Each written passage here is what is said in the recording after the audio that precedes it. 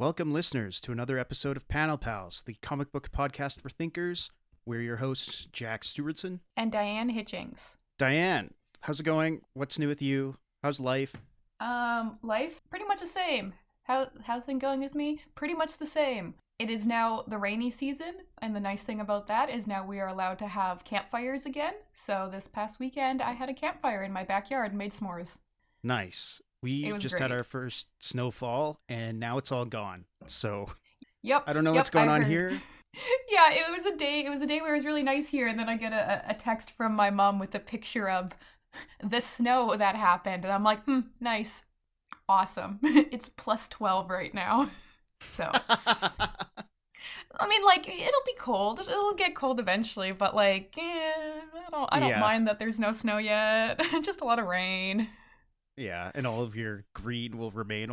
Everything will still look pretty, just rainy. Yeah. Everything gets greener in winter because there is moisture, which is so weird to me. Because it's like, no, like, what do you mean it doesn't rain at all in the summer and then everything is dead in the summer, but then in like February there's green grass? Okay, sure. Bizarro. Very. You ready to talk about some old ass comic books? I am. Yes, very, very, very fun.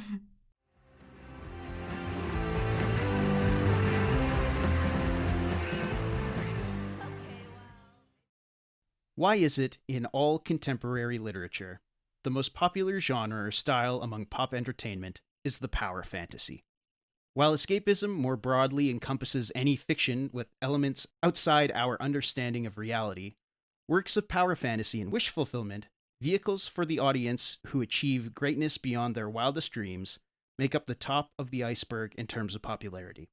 While it's easy to see why a child, a person whose autonomy is usually under the control of those older and bigger than them, would find comfort imagining a scenario in the inverse, it seems that even adults prefer to indulge in this kind of magical thinking, going beyond the page or screen and even into their career and personal aspirations. Is this a dangerous game of ego heat death? How can one suppress their baser hedonism? Consider, for instance, Ronald Reagan. The late president made a dramatic rise to aspirational power, having ascended from cowboy movie star to communist hunting director of the Screen Actors Guild to commander-in-chief of the United States of America. In his position, Reagan basically achieved the ultimate power fantasy, and began asserting his force through threats of instigating nuclear escalation against his ideological rivals in the Soviet Union, despite the years-long détente between the two countries post-Cuban Missile Crisis. Tensions were so high that by early November of 1983, the annual NATO-led Able Archer exercise, a war game event meant to simulate a nuclear engagement, actually spooked the Soviet Union to arm and prepare mobilization of their own nuclear arsenals. While this should have been a wake-up call for the president, Reagan wouldn't begin considering de-escalation until later that month. Infamously, the president was swayed by pop media, notably film and television. Star Wars inspired the development of the satellite missile guidance system of the same name. But it was the broadcast of an ABC special presentation on November 20th, 1983, that truly got the ball rolling on de-escalating nuclear tensions. Nicholas Mayer's The Day After is an ensemble apocalyptic drama which depicts the average day-to-day lives of the residents of Missouri in the events directly leading to and after a nuclear exchange between the United States and the Soviet Union. The first half of the film is quite mundane, showing the concern and disbelief of doctors, university students, farmers, and military crewmen stationed at a missile silo near Kansas City, as they anxiously watch and hear news broadcasts reporting on military escalation in East and West Germany while trying to go about their day-to-day lives. However, after West Berlin falls in a military engagement, tensions escalate, forcing the U.S. to preemptively fire their arsenal at the Soviets. In exchange, Kansas is bombed by 2 atomic weapons, killing thousands, blinding and irradiating hundreds, and destroying most of the state's infrastructure. The last half of the film shows in plain detail the struggles of the surviving cast trying to live in the nuclear winter following the attack. The Day After was watched by an estimated 38.5 million households on its first broadcast in the U.S. And according to a 2009 Tribune article, it ranked the 16th highest rated broadcast of all time and the 7th highest non-sports related broadcast of all time. The Day After had actually been screened for the president a month prior on October 10th, 1983, But its reach was so wide and its message so humbling for the American people, it simply couldn't be ignored. While there have been plenty of harrowing and earnest atomic war films before and since, none have had the impact on policy that The Day After did. In both Reagan's private diaries as well as in public memoirs and discussions, Reagan mentioned how pained he was by the film, and in 1987, following screenings and broadcasts of The Day After in the Soviet Union, he and Premier Mikhail Gorbachev would sign the Intermediate Range Nuclear Forces Treaty, restricting and limiting both countries' nuclear arsenals. This moment represents a crumbling of the American power fantasy for the greater good by pop media. However, it could be argued that The Day After's power to disarm could only be achieved through a succession of anti-nuclear messaging that I argue began in the pages of comic books. It cannot be expressed how much of a revelation Superman's debut in Action Comics #1 in April of 1938 was on literature and print publication. The sales and hype surrounding Superman was so immediate that everyone who had access to a printing press tried to get in on the craze. Superman clones and XPs were aplenty, see our episode on Superman number 178, but usually to an inferior standard than the original Man of Steel. The biggest exception was developed by Fawcett Publications. Primarily known for general interest magazines, supervisor editor of Fawcett, Bill Parker, was champing at the bit to enter the superhero scene. His initial idea was a team of characters, all of whom gained amazing powers from figures of ancient myth or legend. The concept was pared down as one singular hero, the captain of the group, who would gain his abilities from a magic thunderstrike. Whereas Superman represented a kind of pro-social immigrant power fantasy of brand New Deal era America, the captain would take the idea of child power fantasy to the extreme. Rather than having a mild-mannered reporter, millionaire, or detective as an alter ego, Fawcett's hero was really 10-year-old Billy Batson, so named after Fawcett's first publication, Captain Billy's Whiz-Bang. The orphan newsboy is invited by a stranger onto a bizarre train, leading him to the underground domain of the wizard SHAZAM. SHAZAM explains his 3,000-year-old mission, to guard the world against the 7 deadly enemies of man. Sensing great virtue in the boy, SHAZAM grants Billy the ability to transform into Earth's mightiest mortal. By saying the wizard's name, the captain is imbued with the wisdom of Solomon, the strength of Hercules, the stamina of Atlas, the power of Zeus, the courage of Achilles, and the speed of Mercury. Designed by managing editor Ralph Dane and streamlined by regular series artist C.C. Beck, the character's name and the comic's title would go through a number of revisions through a series of unpublished ash cans in an attempt to acquire a trademark and evade litigation from the owners of Superman at DC. Finally, in February of 1940, Whiz Comics #2 would hit the newsstands, where Captain Marvel would make his grand debut. While he may have been conceived as a Superman surrogate, Captain Marvel very quickly eclipsed his popularity, making 416 appearances across 7 titles between his debut and his retirement in 1953, according to Mike Benton's Illustrated History of Superhero Comics of the Golden Age.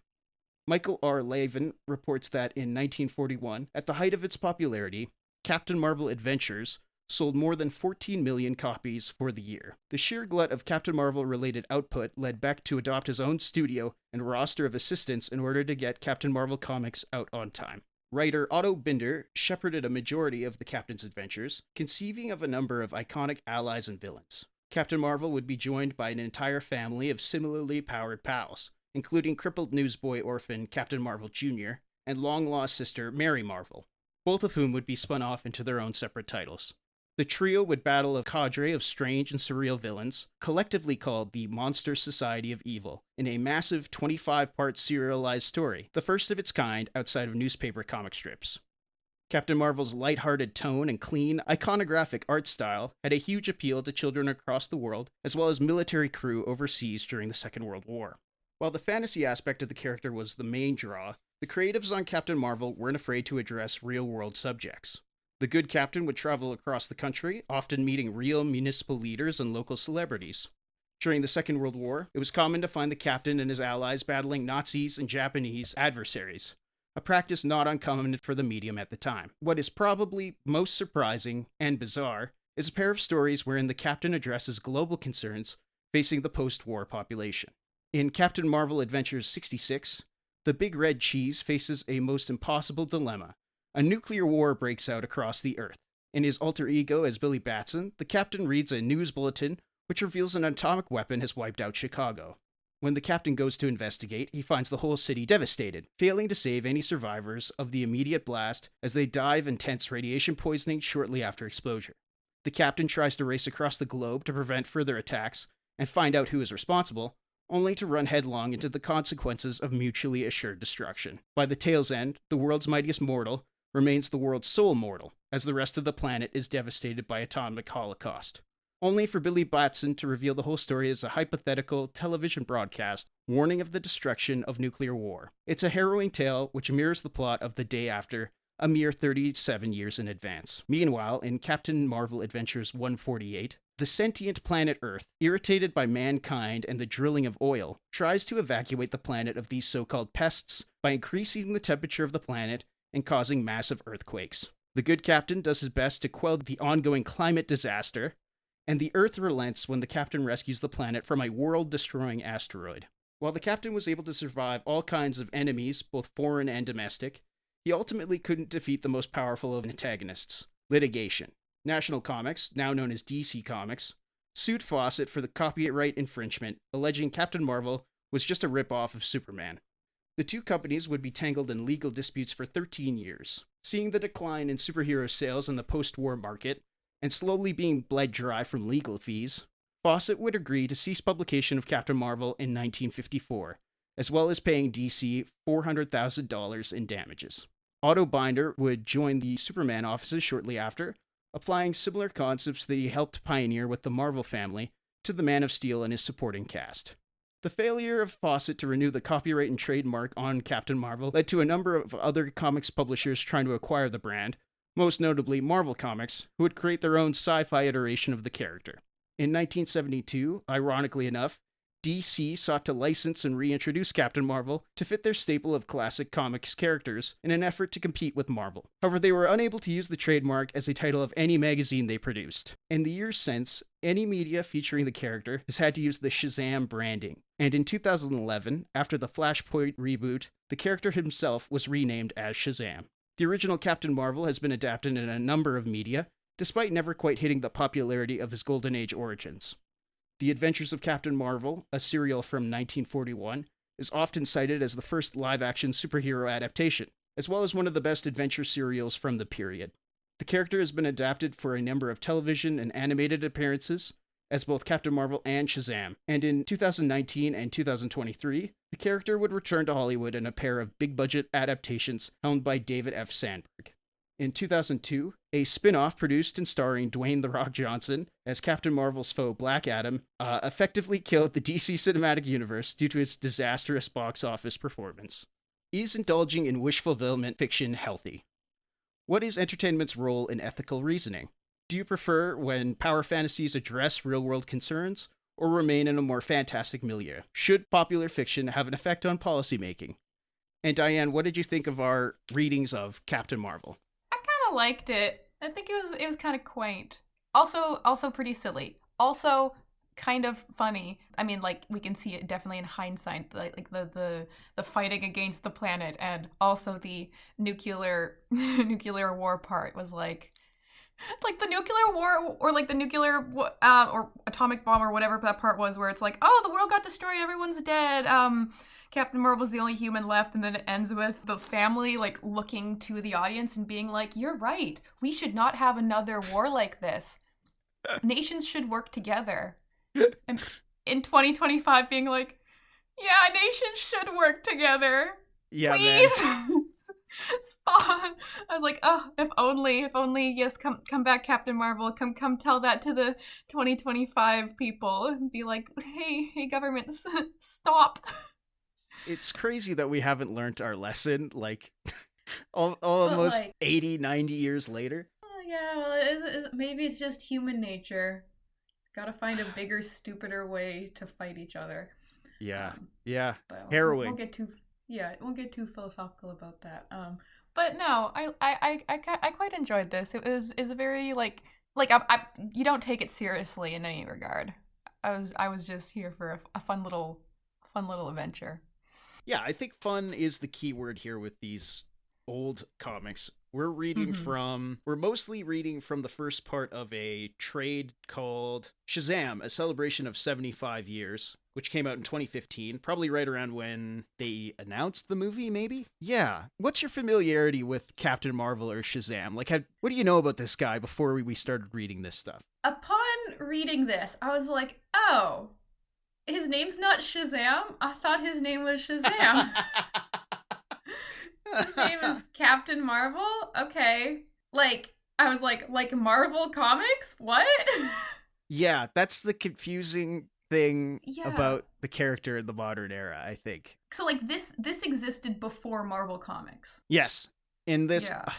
Here comes part of the episode, one of my least favorite parts of any episode of anything, where Jack has to explain comic book knowledge he knows instead of the math he should have learned in school or whatever.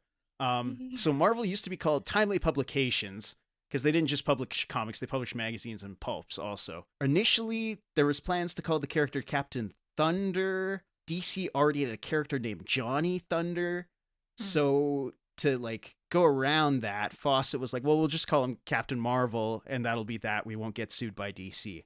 After they ceased publication on Captain Marvel, the trademark lapsed, and a whole bunch of companies tried to get on board. It wasn't just Marvel. There was, in the UK, for instance, Captain Marvel reprints were very popular, but after the end of his publication, they had to come up with their own version of the character. They had a character called Marvel Man, and he had a bunch of sidekicks who were also called Marvel Man. In the 60s, there was another Captain Marvel who was like an android who could split his body into segments. So it was he could have his arm float away and do things independent of his torso, and his neck could split from his head, and it could float up into the atmosphere or whatever. And then finally, I think it was by 1967, Stan Lee introduced his own version of Captain Marvel, who was this alien guy. It's like the Brie Larson movie.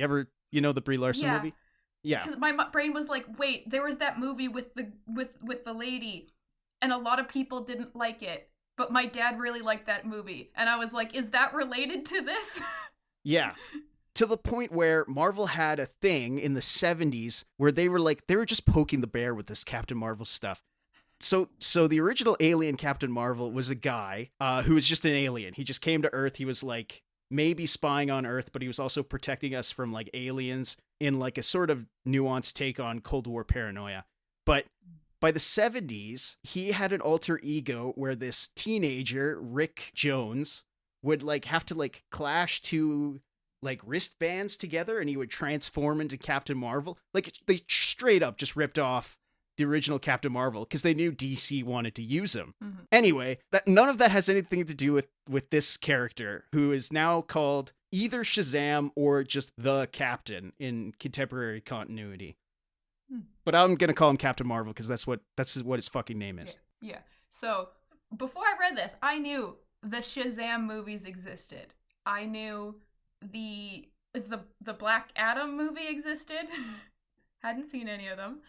And do you want to guess which character in this comic was I aware that existed before I read this? And then I was like, oh, that's what this character is from.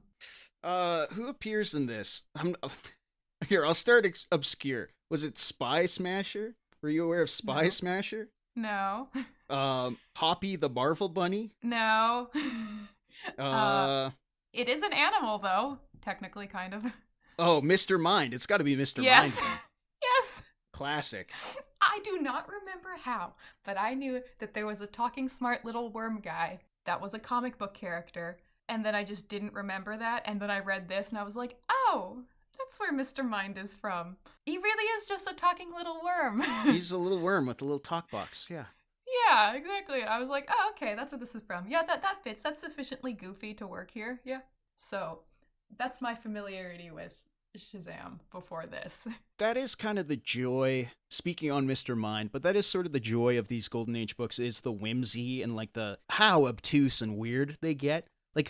How do you feel about the Crocodile Men? I think they're from Saturn or something. Anyway, how do you feel about the Crocodile Men that just show up and then aren't elaborated on? Or who else is in there? Kull is in there, right? Big ugly guy? No, Bozo is his name. Well, there was this one guy. What was he called? Okay, skip the bunny chapter, whatever. Yeah, King Kull the Beast Man, who just looks like kind of like, he's got kind of like a Viking hat or something. He's just like Yeah. a big hairy dude. Yeah. But he's literally in this one comic for like 2 pages, and I'm like, wait, okay, we won't explain it then. All right, I'm just supposed to. I guess I was just supposed to know who he was. You're just supposed to sort of go with it.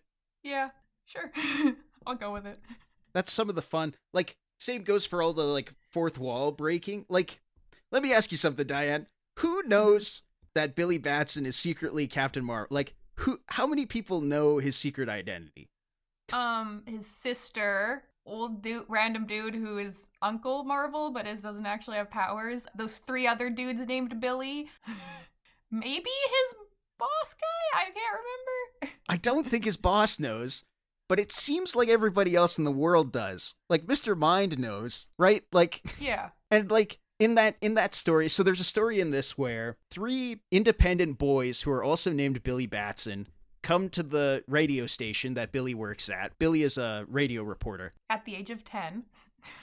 And they come to the radio station and they say that they've been reading Whiz comics and they came to visit the real Billy Batson that they've been reading in the comic books, which implies that, like, they're just publishing all the adventures of Billy Batson without sparing any of the details of his secret identity, which is like, it's fine. Who cares? It's for kids. It's silly. It's fun.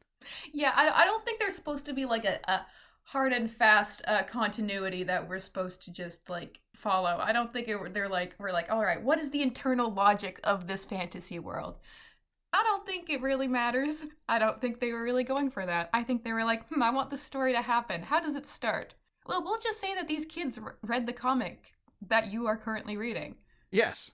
And you can guarantee this made somebody reading this, whose name was actually Billy Batson, be like, oh my god, I also want to go to the radio station and meet the real Captain Marvel. And then his parents had to be like, I think I'm going to stop my kid from reading comic books now, they're getting stupid. Yeah. Probably that conversation for sure happened. Mm-hmm. Not unlike every time when I was 10 or whatever, where I tried to yell Shazam to the clouds and try and turn into world's mightiest mortal of my own. Yeah. And you were like, well, I guess old man Shazam didn't grant you the powers, didn't think you were worthy enough. I guess I'm not Sucks. worthy. Yeah. Damn. But for some reason, this random 10-year-old boy is worthy, and also these other 3 random boys, and also his sister, and also the cripple kid. Yes, Freddie Freeman. I'm kind of sad that it doesn't include the origin of Captain Marvel Jr. because at the time, it would have been like a pretty pioneering story where it was a 3-part crossover between Wiz and a comic called Master Comics, where this villain, Captain Nazi, who seemingly has all the powers of Shazam but is a Nazi, comes to the West. He beats up this superhero called Bullet Man, and then at the end of the story says, and like almost like a wrestling promo, he's like, and Captain Marvel, you better stay in Wiz Comics because when I come over, oh boy, I'm going to put it over on you. So then the next issue in Wiz, of course, it's Captain Marvel reading Master Comics, hearing about this Captain Nazi who's beat up Bullet Man, is like, well, I'm going to kick this guy's ass. So he does, leading back into Master, where Captain Nazi falls into the, like, ocean. Like, I don't know what coast they're, I guess on the East Coast, so the Atlantic Ocean, where this boy and his grandpa are fishing. And they pick him up thinking that he's like a man overboard. And then Captain Nazi like goes apeshit and kills the grandpa and cripples this young boy. So Captain Marvel swoops in, grabs the boy, takes him to the wizard, asks the wizard to heal him, to which the wizard says, well, I can't do that, but you can grant some of your power to him. All he'll have to do is say your name like you have to say my name. And that's the origin of this weird, more realistically drawn kid sidekick to Captain Marvel. Yeah, he is drawn a lot more realistically, which is funny. But also, dick move that his power doesn't actually heal the cripple kid, just makes him not cripple when he's in Captain Marvel Jr. form. Captain Marvel Jr. form, yeah. Yeah, it's like, okay. I think it kind of makes for an interesting, or it would make for an interesting dilemma. Like, what's stopping you from remaining Captain Marvel Jr. forever at that point, right? Like, that's what I was gonna say. You just put like normal clothes over top of the skin tight suit, or maybe you can take the suit off, I don't know, or at least take the cape off so it's a little less noticeable, and then you could just walk. Yeah. but at the same time, like, I don't know, maybe they're trying to have like an anti-ableist message though, where Freddy recognizes like this is the way I am now. Like there's no going back from this, but I can still help out, I guess. I don't know. Like I don't think it's as nuanced as I'm trying to make it, but Oh, probably not. They're probably just like, hey, let's just do this. Why not? Just like why not? I feels like everything else was like, hey, let's just do this. Let's just have a talking worm. Let's just have an old wizard guy in the basement of the subway system. Who maybe is a ghost. They kind of don't make up their mind on whether he's a ghost or not, also. Yeah, because, like, in, like, the first, like, 6 pages or so, he dies. Question, did he kill himself on purpose? Because it's like, oh, there's a giant granite block that weighs a lot, and it's just hanging over this old wizard guy's head. Ooh, and the thread is very frayed. Oh no, what's gonna happen? And then as soon as Billy becomes Captain Marvel, the block falls, and I'm like, so did like Mr. Wizard Shazam set this up as a all right, I'm done, I'm out of here, bye. I think it's supposed to feel mythic, like it's supposed to be like Pandora's box, or like I'm sure there's some story that has to do with what's that thing where the weight of your sins are weighed against the weight of feather or whatever. Like, yeah, I think it's supposed to feel mythic. There's like hundreds of pounds. Yeah, there's this huge granite stone cylinder thing that's hovering above his head on a string, and if he says his name, lightning will strike the string and it will drop down on the wizard, killing him forever. Yeah, I don't know. It's fun. It's silly. It's goofy. Because, yeah, to me it comes off a little more slapstick, which I don't think is the point, but it really just seems like the wizard set up, was just kind of like, I'm gonna set up an assisted suicide right now, watch this. Which, like, fair enough, he's been alive for thousands of years, I'd be tired too. But then he also comes back. Yeah, and he keeps coming back also. So, like I don't think we're supposed to really focus on the internal consistency. Also, if this is a comic for children, I do not think a child is going to notice any of these things. They're just going to be like, oh, I can be a superhero. I'm a child. Yeah. Yeah, especially not, like, if you're not able to pick up every month or every week a Captain Marvel story, back when distribution wasn't, as, like, on the minute as it is today. Like, yeah. Oh, the wizard showed up. Well, I remember him from the first issue, so, yeah. Or, like, sometimes it, like, just reintroduces you to the characters and just re-explains who they are, just in case. And you're like, yeah, fair enough. If you were reading this week by week or, like, month by month or whatever, you would probably forget who these people are. I read all of this stuff for this episode in one sitting, so I was like, yeah, I know who Mary is. Yep. I'll just skim this one paragraph then. Yeah. How do you feel, speaking on Mary, how do you feel about the extended cast? Like, does all these Captain Marvel surrogate or sidekicks, I should say, does it cheapen the brand? Like, how do you feel about it? I mean, I don't think this is exactly a character-driven series. So me being like, well, I'd like some more character development and personality for the 3 other Billies who become Shazams. That's not the point of this. I should not expect that. There's Fat Billy, there's Tall Billy, and there's Hillbilly. So, like, that's all we need, I guess. And I guess, like, we get a little bit more development, I guess, for Mary, as in she's relatively smart and she's rich, but and she's so nice. That's kind of the main takeaway, is that she's, like, so charming and pleasant and nice that she too is worthy of the powers of Shazam. Like, the only problem, okay, you can tell, does it say exactly at the start that they're brother-sister? Anyways, you can kind of tell. Oh, no, yeah, it does. It gives you the backstory. It's like, oh, yes, the kids were separated from birth, or whatever. And it's like, oh, well, yeah, obviously the other one's going to be Mary. And I'm like, okay, then do we have to have Billy being like, wow, this girl is pretty. Wow, she's so cute. That's your sister. Don't do that. Yeah, a little questionable, for sure. Yeah, and I was just like, oh, well, yeah, classic. I'm like, all that made me think was like, are you sure this isn't a manga?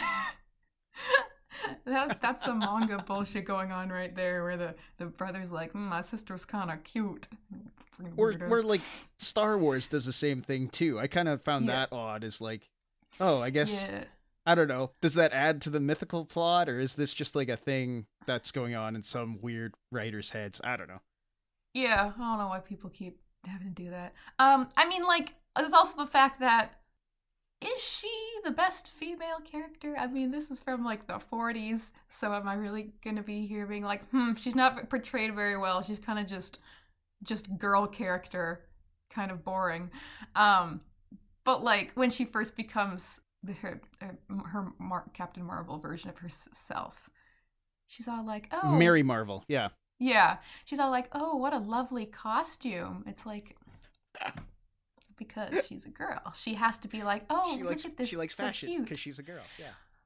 Yeah, and she's like, I'm only a girl, but like it might be being said tongue in cheek because she's like, I'm only a girl, so I must have my dancing lessons, and then she kicks a guy in the face.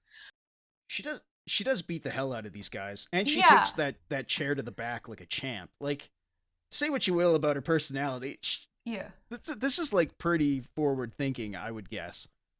relatively, but like, I mean, like I would say for the time for sure. But this is like, yeah, it's pretty forward thinking. It's good for the time, like, which is like the same kind of like thing I hear sometimes about people being like, have you ever read like the Heinlein books, like by the author Heinlein? Do you know what I'm talking about?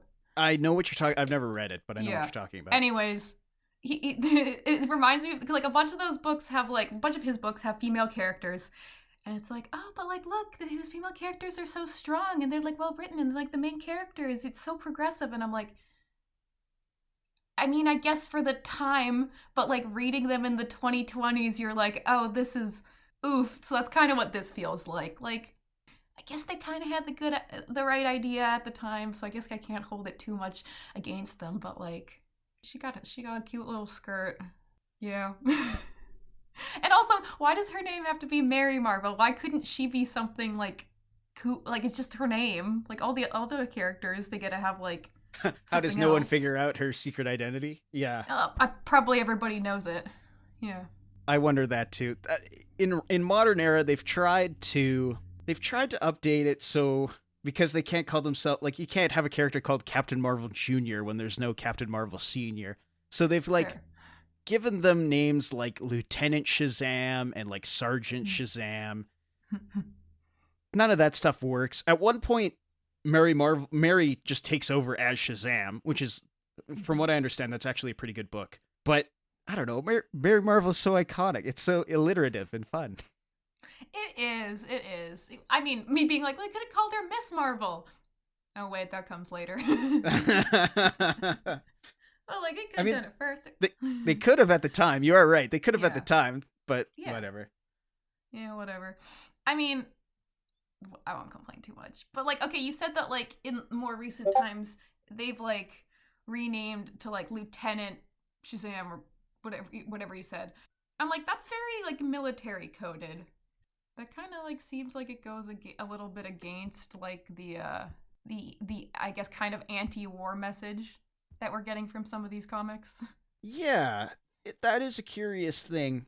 Like, presumably he's called Captain Marvel as like a military honorific. Like, his costume is sort of military coded, especially on the cover of his first appearance when he's got that front flap. It's almost like a fighter pilot jacket almost. Mm-hmm. Mm-hmm. But also, I don't know. I have the feeling that he's more like it's almost like a team sport name by the end of it. Like, he's like the captain of a football team or the captain of a baseball team or something, right? Like, yeah, that is curious. I hadn't considered that. Mm-hmm. Speaking of his costume, what do you think about his costume? I love all of these costumes. I love them all. I love the way this comic looks. I love the little cape. The cape is so good. The cape is awesome. The sash is awesome. Mm-hmm. The boots are awesome. Great. No, this is like, because I'm sure I mentioned it in the Superman episode. I think the Superman outfit's kind of dumb looking. And like a lot of like the skin tight suits look kind of silly. This one, of course, yes, it looks silly. No one would actually be walking around in the 40s looking like this. But like, is cool. This is like the right way to do it. Yeah. I Yeah. like it. I mean, red and yellow, that's like such a eye-catching color palette. Mm-hmm. So that works. The big thunderbolt, that just reads as comic book to me. Anytime I see a thunderbolt anywhere, even if it's like on a warning sign, part of me goes, "Oh, that's like superheroes." Yeah. So that's like iconic. It's no wonder that Elvis ripped off this look for his entire career. Was that on purpose? Like, was that like directly based on the comics, or is this a happenstance? No, it's been reported that he was a big Captain Marvel Jr. fan, and that's what his iconic deep V jumpsuit is based on. Cool. Cool. I like that. That's fun. But yeah, no, I do also like how this comic looks. I mean, the different like issues or like chapters that we read, they're not all drawn / colored the same. I like the first one, I think I like the best. It's like very simple, and then like the colors are quite stark. I like that. Especially the second page, which is like the train? With the train, oh, the train looks so cool. And like the colors, like the salmon color and the blue and the white and the yellow, like it looks great. Yeah, I agree. Uh-huh. No, it's very nice looking. Also, one thing I really like about this, the fact that like Billy's eyes are just drawn as little circles. Yes. It is it's almost like Tintin, right? Tintin kind of has the same vibe. Yeah. That is like exactly what I was gonna say. Yeah. Except it's if Tintin like the funny thing is Tintin is if like Tintin kicks some ass. Yeah. Well, like no, Tintin is like in his 20s or whatever, or like whatever young adult, older teenager, whatever. But he looks like he's a child. Meanwhile, we have Billy here, who's apparently 10, and he's got that like strong cleft chin. yeah, and a barrel chest. Yeah. Yeah. And you're like, okay, yeah, sure. That's definitely what a 10-year-old He's a 10-year-old. looks like. He's wearing his sweater and jeans. That means he's 10. Yeah. Yeah. And then he gets a job as a radio host, which I'm sure they would give a 10-year-old that sort of thing, that sort of job. Yeah, it's big promotion from Newsboy, that's for sure. But that's, again, that's part of the fun. Oh, I could be a radio host and a superhero. I'm 10 years old. I think that's possible, right? Like, I could be 10 years old and I have a job instead of going to school. Instead of going to school and having to do piano lessons or whatever, yeah, I'll just be a radio host and a superhero. Yeah, that's part of the power fantasy. That's part of the enjoyment of Captain Marvel, I think. Yeah. If we want to talk about, like, the power fantasy question you asked in your intro, is indulging in power fantasies good? And should they stay real-world grounded or nah? Yeah. What do you think about power fantasies? Wait, when you first read SHAZAM, were you a child? I would have been a kid. I would have probably only had access to, like, I'm sure I've read this origin issue, this Boys Comics number 2, like a million times when I was a kid. And he would show up in, like, cartoons and stuff. He was in Justice League Unlimited, and I'm sure he was on Super Friends at one point and stuff like that. So I was aware of Captain Marvel. Like, he would have been popular with my granddad, right? My granddad would have known who Captain Marvel is. Now, and again, as a 10-year-old, did I see Shazam and try and get hit by lightning? Yeah, of course. Do I think that there are too many Western adults who read Harry Potter and now think that the whole world revolves around them? Also, yes, and I think that's probably a problem. So I am curious, like, I don't know, if you gave a kid this stuff, would they connect with it the same way that they do, like a Harry Potter or even Dragon Ball, right? Like, how many people do you know, you see them at the gym and they've got a Goku t-shirt on or a One Punch Man t-shirt on or something? Yeah. Like, or how many people are there in the Backy fandom who are like, hey, I'm trying to get that Backy physique. Look, I'm getting there. Or are these physiques attainable? Sometimes said ironically, sometimes said legitimately. Trying to get the demons back. Yeah, exactly. But it's like, I mean, I think that's kind of just part of being a kid, or just part of life, is like, yeah, you're always gonna think it would be really cool. Like, there was, of course, times when I was a kid where I'm like, yeah, what if I'm that one person who has magic powers and I just have to awaken them? Yeah, that can happen. That'll surely happen. And even sometimes now I'm still like, wonder if I can, like, Can I pause time yet? Have I developed that superpower yet? Not quite. All right. Too bad. I think it's just like sometimes we think, I mean, I guess like definitely now in like modern day where like, or like modern day in like a first world country, for people who are like middle class, who like, you know, life is mundane, it would be kind of cool if I could be cool. Yeah, for sure. Yeah. Yeah. Yeah, surely there was power fantasies back like 300 years ago, but it was probably more people being like, to be rich like the nobles so I don't have to be poor and starve. Oh, I could have 2 loaves of bread at lunch. Yeah. But like, I think everyone like had like, no matter what generation nowadays, kids will grow up with some sort of power fantasy thing, and you just gotta hope that it doesn't accidentally corrupt their entire life, and then they, yes, become like a full-grown adult still waiting on their Hogwarts letter. Yeah, or the danger that I think has unfortunately happened in the real world way too many times of people who are already in power having a power fantasy, which I would call a power trip, I guess, but people not recognizing their own fortunes and then wanting more. I don't know. Yeah. I mean, like, there's the classic saying, yeah, absolute power corrupts absolutely, or however it goes. That, yeah, maybe those powerful people should realize that they should not be an idiot and do irreversible bad changes in the world. Yeah. Yeah. But, like, I also think that, like, there's a difference between, like, power fantasy and, like, escapism. Like, this sort of thing could also be like escapism, where you're just like, yeah, a kid reading this being like, oh, I'm just going and like reading this story about like a kid who can do these cool, like be a superhero and like, you know, just a fun little thing to entertain myself and escape the boring real world for a bit. And I think like that's one of the nice things that can be done about like power fantasies. You just have to let them not get too out of hand, and like you don't want as a person to either be like, oh, I am too caught up in this power fantasy that I am going to ignore the real world, or I am too caught up in this power fantasy, I think I'm the Joker now. Yeah.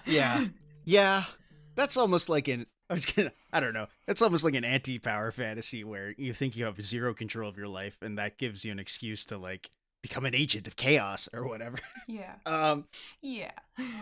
Yeah, I agree. I think we exist in nuances. I think there's nothing wrong with engaging a little bit in power fantasy as long as you recognize, where you are, how you live in the real world. I think also we should recognize that who are these, what is in Captain Marvel's instance, what is this made for, right? Who's the ideal target audience? And it's like children of working class or low class people who are able to pick up a comic off the stands for a dime. Yeah. Right? Like young boys of the 1940s, often who are either fatherless or have a dad who's working or is overseas, right? Like, I don't think there's anything wrong with somebody like that connecting with a work like this. No. And honestly, I think like the kind of like power fantasy escapism kind of thing aimed towards a child is way better than the kind of thing that would be aimed towards like an adult or someone older, because like that's one of the great things about being a child is like you have that imagination, and that really, it's really nurturing, that you can like think about all these interesting things and you can entertain your own mind. I mean, and you can also get that from anything. Fun fact, you as a child would say Shazam and hope you got hit by lightning and had powers. I watched the Land Before Time movies and wanted to be a dinosaur. You wanted to be a dinosaur, hell yeah. Yeah, I would wear all gray and wear socks on my hands to like preschool and be like, I'm a dinosaur. I'm eating on those tree stars. Yeah, I know exactly. What you're talking about. Yeah, but like I think that's really useful because that helps foster imagination in kids. And like, I mean, said it before and I'll say it again, I'm really glad I grew up when I did and not right now, because like it kind of feels like there's not that much like shepherding for kids to like think of interesting things and have an imagination and play, because of like, iPad kids that just kind of like look at a screen and they don't really like play, and they don't like, come on, give kids nowadays the Shazam comics so they can go and like pretend to be superheroes instead of giving them a screen to watch. please. Yeah, Yeah. I agree. Yeah. I think indulging in this is way healthier than watching someone play Fortnite for an hour. Yeah. And like I credit a lot of like the reason that I'm an artist and like a writer now is because of that being like that imagination being fostered as a kid. The like the playing and the imagining and the pretending, and yes, very silly. I thought I was a dinosaur, but like now I still have imagination and I can still think and I can still do creative things. I think that's a good thing, and I think that more people or more kids nowadays should really be ushered towards a little bit more of these fun thinking things instead of not reading or not learning how to read. Yeah, that's a major one, I guess. Putting any form of literature in front of a kid is probably better than watching an hour of somebody play Fortnite. Yeah. Now we're just like, please let your kids read comics. Oh, kids these days. Yeah, I'm like, let your kid read a comic. At least they will be able to recognize a word. Yeah. They know what letters are. Yeah, I don't know. I've heard from some people who are like in early childhood education that like kids are kind of behind nowadays in terms of reading.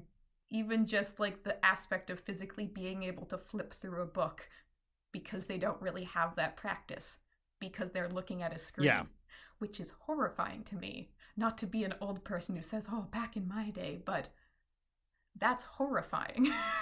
Yeah, it's troubling, for sure. Moral of the story, give your kids SHAZAM so they can pretend they're a superhero.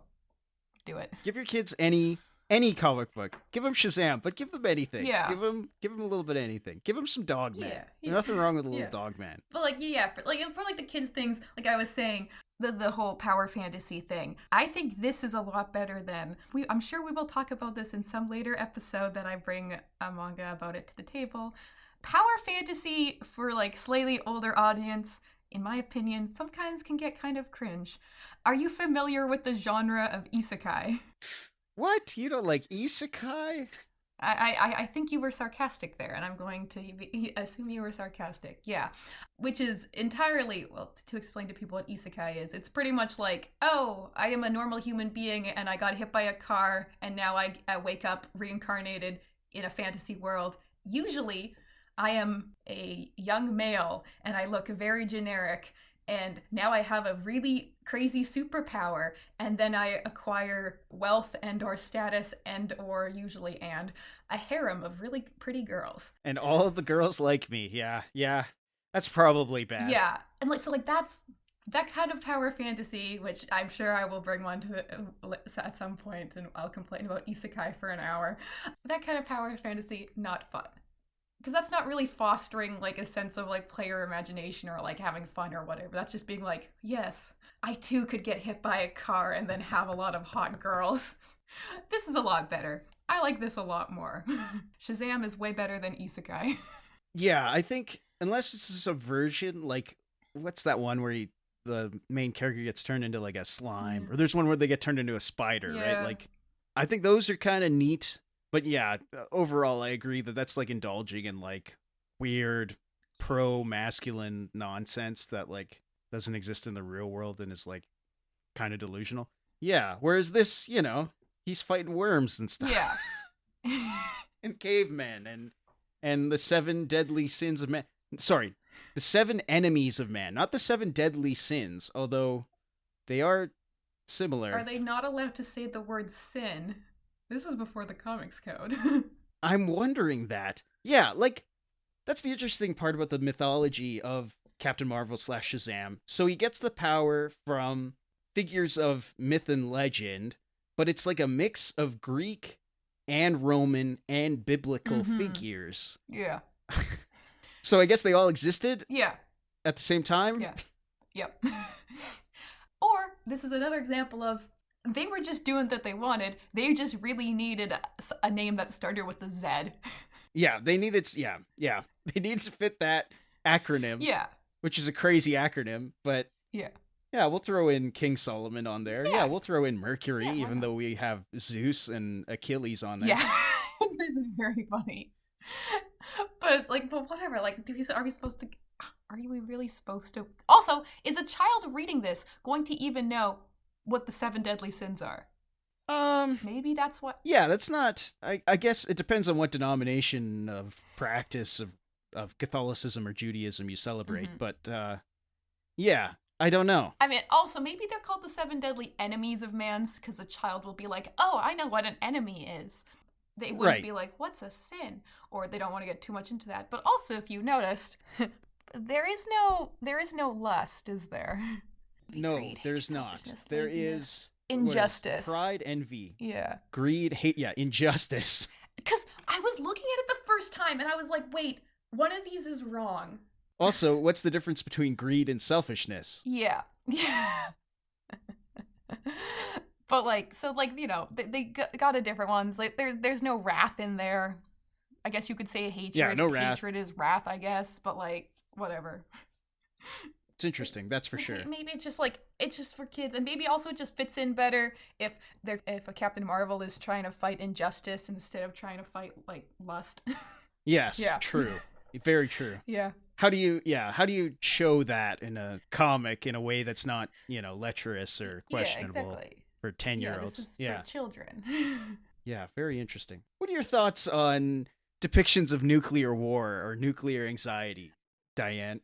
I mean, okay, so I read the Atomic War one after the one where he fights the literal planet, so like at this point, whatever, anything can happen.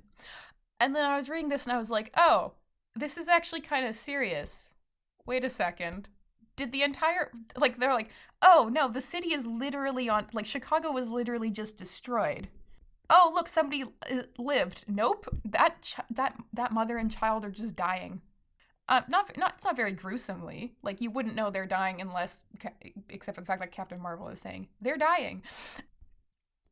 But it is pretty, like, horrifying. And I was like, wait, are they really just killing everyone? How are we gonna come back from this one? Yeah, like they destroy his news station and kill his boss, and then it's just chaos for the rest of the issue. Yeah, as he flies around the world and is unable to stop it. Like, that's one of the things. Like, he like, everyone does die. The world's mightiest mortal was no match for atomic bombs, and yeah, everyone dies. And then it's like, oh, it's like it was just a silly little broadcast we were doing, but like, it could happen.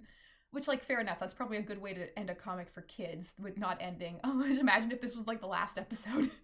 Or like the last issue. And it was like, oh yeah, yes, anyways, the run has been canceled. We are just gonna leave it there. He's the only one left. Yeah. Now you don't have to read any more comics. Yeah. They're all dead. Yeah. Yeah. I thought this was like incredibly, like, just brutal for a comic for kids.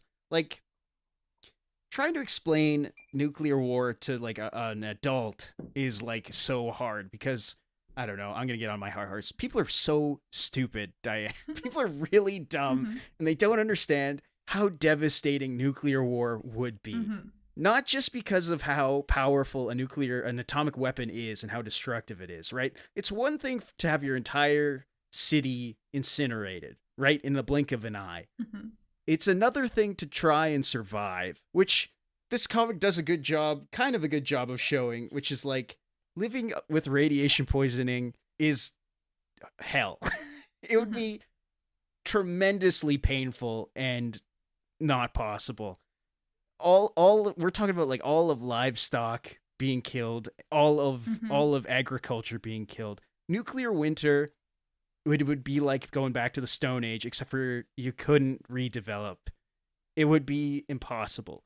And I think this comic does a really good job of explaining that, like, listen, this could happen, and also we would all be guilty of it. It's not just pointing fingers and saying, oh, the Soviet Union's, well, they're building atomic weapons, and that's bad of them. No. Everyone who has an atomic stockpile is the bad guy in this scenario. There's not one bad guy. We're all guilty. Which is refreshing.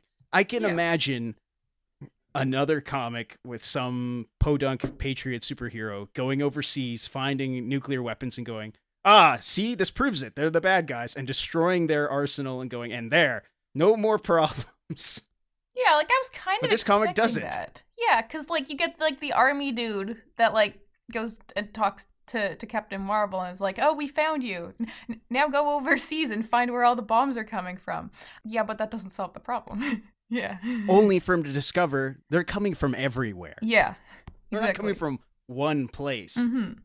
And like in the past we've talked, like I think specifically in the Superman episode about like, should comics even touch on these real world issues? And in the example for the superhero one, Superman one, I was like, I was like, no, probably not. This is kind of goofy. But like, if a comic is gonna do it, this is probably the correct way to do it, because it does take. It's probably as close as it could get. Yeah. Yeah. Like, and I guess like it would be a useful way to explain this concept to a child. Because I think a kid could, well, obviously a child reading this would not understand the full ramifications, because they don't really know what, like, death is yet, or even, does a 10-year-old even know how big the world is? Probably not. Yeah. But, like, if it's a pretty good way, like, you know, it's using pictures, it's using relatively, like, simple language, it's using a character that if somebody has been reading SHAZAM, they know the Captain Marvel character. And then it ends with like a message where the family legitimately looks at the viewer and says, we should make sure this doesn't happen. So if it's going to be done, this is probably the way you should do it. I'm not mad at it. In my research, so having read this, I read this for the first time, this story for the first time earlier this year. Mm-hmm. And I was shocked by this. And it reminded me of a story I heard about this movie that I also watched for the research called The Day After, mm-hmm. which is like, it is a little dated, but like, you gotta imagine, you know, being 15 or not 15, being like 10 in 1983 and being sat down with your family to watch this truly, truly harrowing made for TV movie with like non-actors looking at people just melt for like a half hour and being just like shocked and appalled. I can imagine this probably had a similar effect mm-hmm. in its time. Or maybe even, I don't know, this year, Netflix released a movie from acclaimed director Catherine Bigelow, one of my favorite filmmakers, called House of Dynamite, and it's all about the events leading right up to an atomic strike on Chicago, and it's all about like the chain of command, like the briefings going on right before it happens from a U.S. perspective, mm-hmm. and it's a well-made movie and subtle in some ways because they never actually show the attack, but I do wonder if something like that, part of me is paused because is it like propaganda by like not showing the devastation, by not making the audience understand how bad it would be if any city on the planet today mm-hmm. got hit with a bomb, and then what it would mean afterwards? Like it would mean mutually assured destruction mm-hmm. afterwards, and that's like a bad thing. I don't know. So like props for Otto Binder, props for CC Beck for like doing something back in like 1946 that couldn't be done today. Yeah. I think. Yeah. I'm gonna give them their dues. Mm-hmm. I think I kind of think it's like, what was the actual intent behind it for this movie? You said that was on Netflix, House of Dynamite. Did you say? Yeah. That's right. What do you think the main intent of making this movie was? Was it to be like a cautionary tale of, hey, we should probably not start a nuclear war, or was it more of like, we just telling a story here? It feels like when watching it, it's very stressful. Like it's a very stressful watch, mm-hmm. Which is probably, that's a good thing, right? Like it would be. We shouldn't be go-hung about using atomic weapons. Mm-hmm. We should take it kind of seriously. But a lot of the marketing around the movie was based on like, oh, and it uses real chain of, like, it's based on the actual chain of command. Like all mm-hmm. of the process is based on reality. And part of that makes me scratch my head and like, well, why are we bragging about that though? Mm-hmm. Because they fail in the movie. Mm-hmm. Like they don't prevent the attack. That's like part of the movie. So yeah, I don't know. Because like, for example, with this comic, would you say that the intent behind making this specific issue of the comic was to tell the readers nuclear war would be bad, so we should make sure we don't?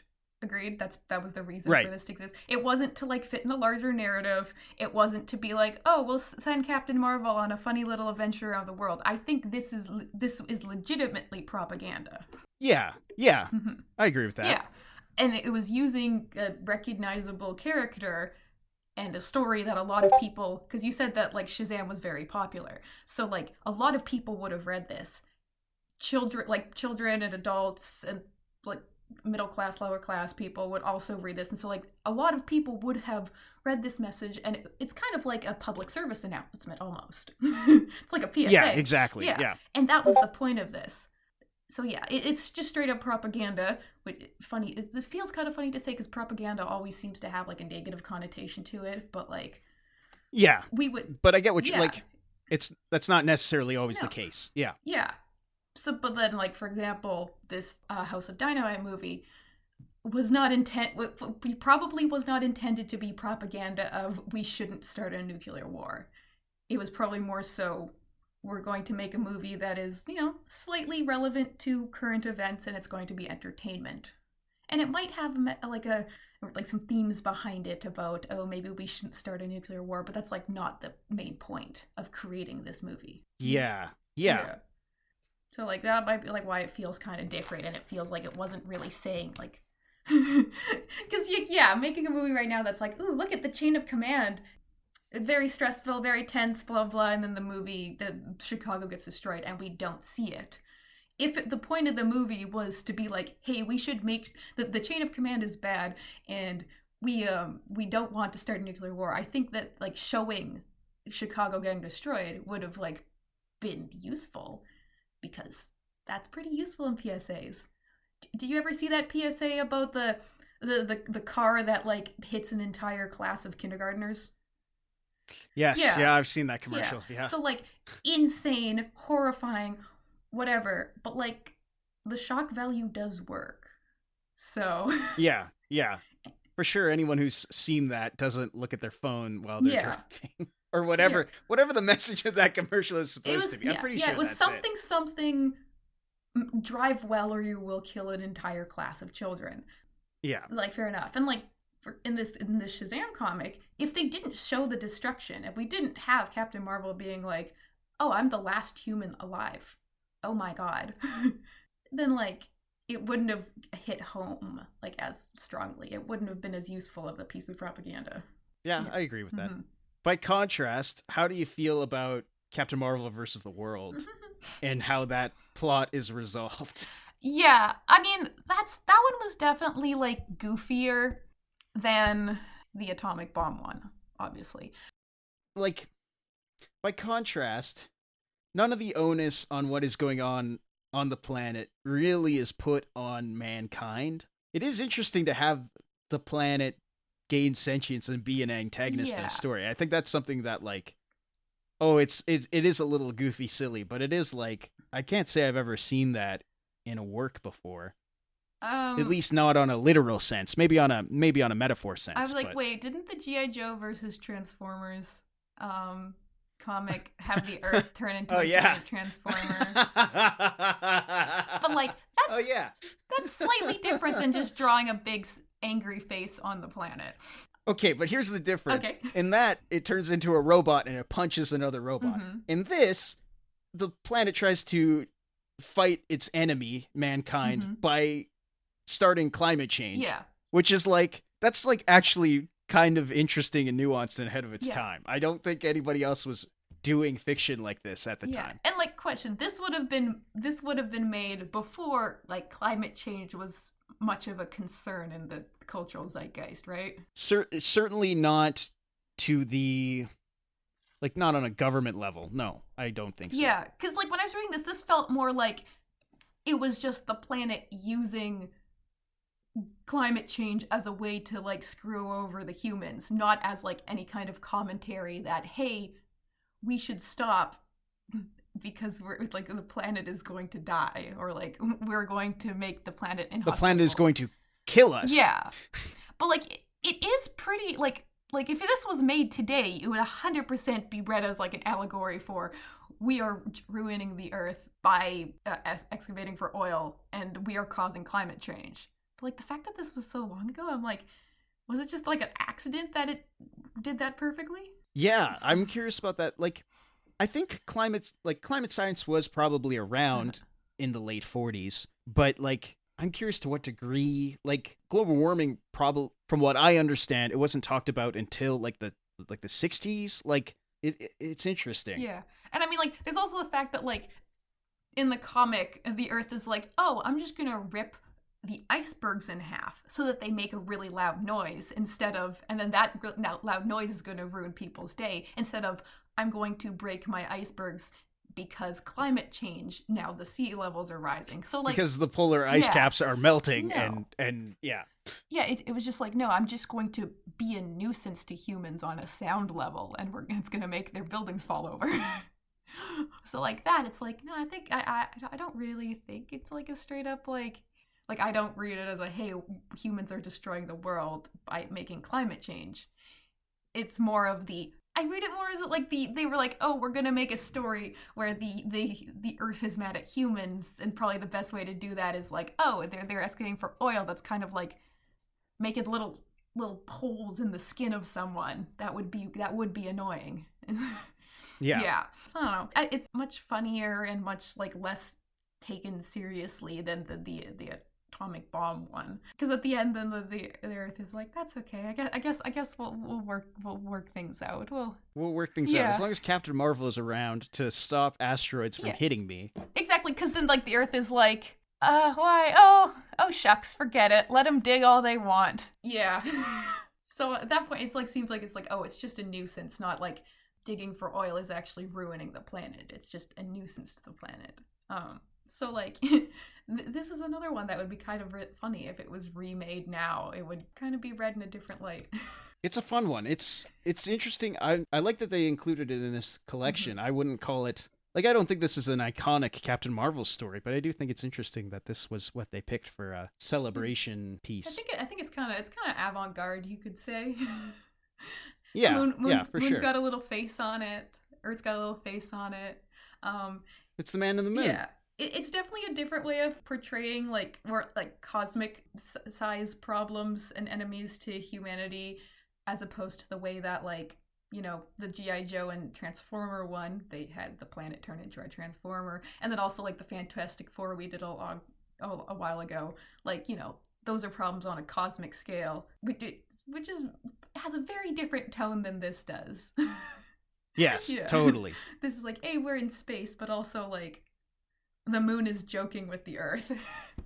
Yeah, it's fun. It's fun. It's a little. It's sort of like a fable, but it's sort of It's fun. Silly it's silly. I think it's really funny that the Earth was like, actually, I'm gonna have no clouds, and now the surface of the Earth is gonna like get super hot. And then for some reason, humans were still outside for Captain Marvel to save. Like, come on. If the planet had decided to get rid of all its clouds, why are these people just dressing, like, fully getting dressed in their suits and walking around outside still? Like, guys, you should be inside. I love the solution, too, is presumably all those clouds, I don't know what the Earth do to get rid of the clouds? Does he just hide them? I'll withdraw all clouds over the land surface. Yeah, so whatever. I guess they're just gone. But the solution is Captain Marvel grabs asteroid made of ice, which asteroids aren't made of ice. I think comets are made of ice, right? Am I wrong about that? Something like anyway. Yeah. And he turns that into clouds by pushing them into the atmosphere, which is like kind of scientific, actually. Yeah. Good on them for knowing that. Far more scientific than the Earth saying, I'll withdraw all clouds over the land surfaces. Yeah. I took a class about this kind of stuff in uni once. I know what causes clouds. But anyways, whatever. The Earth can do that. Why not? Yeah. Yeah. No, I thought it was pretty funny. I think it was like a good escalation of reading that one after we've already introduced the talking worm as an antagonist. So, like, you know, he'll fight anyone, big or small. Yeah, a worm or the planet. I guess that puts me. I've got maybe two questions to wrap up. We'll see how long these go. Who's cooler, Superman or Captain Marvel / SHAZAM? And what do we do with this character in the modern age? How come we haven't had as much success with him now instead of that we had in the 40s? I mean, like, as someone who has read a little bit of comics of each of them and has had very not much like background knowledge about them or much of my childhood reading these comics. I like Shazam or Captain Marvel. I like him more than I like Superman. I said in the Superman episode, I think Superman's kind of boring. I think he's kind of like very milquetoast. He's kind of like, okay, whatever. And that comes from Marvel, like, oh, he's like very strong, and also like, I don't know, his morals seem kind of dumb and boring. But like, whatever. Watch that or listen to that episode to hear me complain about Superman for a while. So like, I mean, like, I enjoyed reading these comics more than I enjoyed reading Superman. He feels okay, like feels slightly less generic, which I mean, like, I guess Superman is like kind of like the archetype of a relatively generic superhero, not at the time he was made, but like nowadays for sure.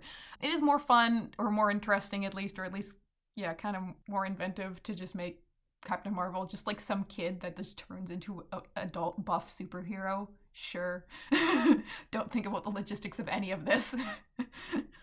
And so that's kind of fun. I like the fact that it's more of like escapism for kids. Like you can tell it's definitely for kids. Yeah. It's very I think that is part of the appeal, Yeah. is that it's for kids about technically about a kid, right? Like, yeah. I mean, I also like his outfit better than Superman's. I think Superman's outfit is pretty dumb. Why he got the little undies, looks silly. I love Captain Marvel's cape, so that's 1 point for him. Why is he not as popular as Superman? I don't know. Luck and branding.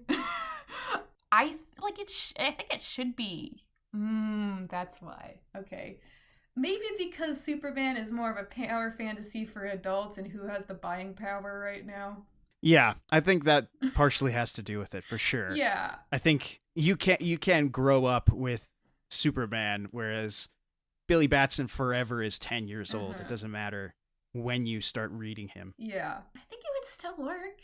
Like if these are they still making Shazam comics? DC will come out with a series every once in a while. There was one that wrapped up, I think, at the beginning of this year by Mark Waid, and it was actually pretty good. It was excellently drawn by Dan Mora, who's like a genius superhero artist. But he makes appearances here and there in Justice League stuff, and I mean he's had his own movies at this point, right? Like he had a TV show in the 70s. It's not like this character. DC certainly doesn't want this character to go away. That would be bad for them.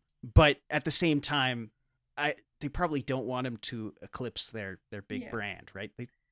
They would prefer if Superman stayed on top, just as they did in the 40s. Are the recent comics, are they geared towards more of the adult audience or for children? Unfortunately, all superhero comics are geared towards adults. Yeah. They're geared towards people in their 30s and 40s and 50s. Yeah, which sucks. Which is a problem. They do have the buying power, but then it leads to the sameness of everything. And also, maybe one of the reasons I don't think that Western super comics, especially superhero comics, aren't all that great. Anyways, I think they should do Shazam comics, Captain Marvel comics, and they should be for children. Children still need comics. Children still need to read, middle grade comic books and like graphic novels have exploded in the last like 10 years. So there's definitely an audience for younger people to read these kind of things, even for an even younger audience than that, for like elementary school kids.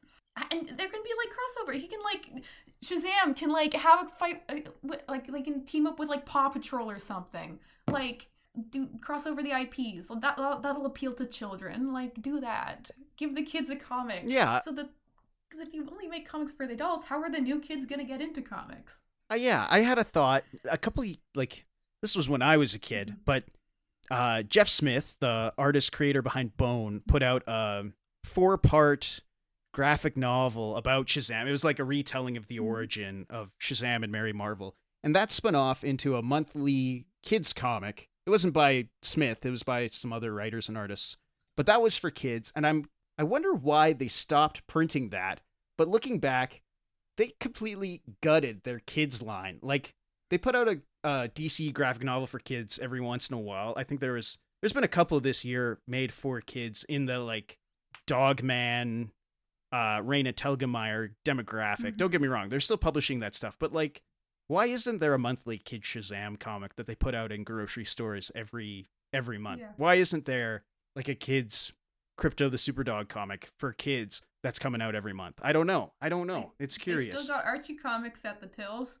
Yeah, right? Why aren't they reprinting these 19... Well, they're not reprinting some of the... Here's something that we didn't talk about. SHAZAM used to have a lot of racist stuff in it in the early days, which is why it's hard to find reprints. None of those were included in this collection. No, they were not, thankfully. Yeah.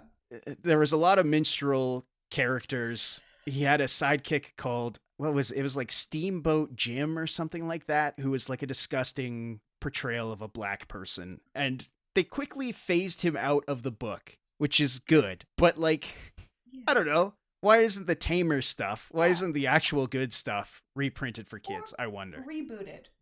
I really do think that, like, yeah, making a new SHAZAM series for kids, I think that would be great. Come on, DC. Surely you're listening to our podcast. Yes. Mr. DC is definitely spending an hour every 2 weeks listening to our podcast. Give me and Diane executive positions, please. We would do good things with your company. I promise, yes. I would hire someone else to draw children's comics. And then I would make more fun things. But also, yes, give us jobs so that we can do comic things. But no, I do think we do come up with good ideas. Not to toot our own horn too much, but yeah. But yeah, no, I think if this was rebooted as like a kid's comic and it was not done in a cringe way, that would be the important thing. I think SHAZAM could totally like continue to exist in the current day. I don't know, I didn't watch the movies and I didn't watch the Black Adam ones, so like can't tell you if those were good or not. One of them was good. I think one of them is good. Yeah. I don't know. Yeah. I watched like half of Black Adam and then I was like, nope. Oh, it's just The Rock killing people for another hour? Yeah, I'm good. I'm done. Was he a bad guy in that? Because like Black Adam in this in the SHAZAM comic in here that was about him, he was the bad guy. So did they just make The Rock movie where he's just the bad guy? Or did they find like an anti-hero sort of way of doing it? He's like an anti-hero, but like, I don't know. That movie stinks. What? You didn't do your due diligence and watch the entire thing for this? Also, have you watched the Smurfs movie yet?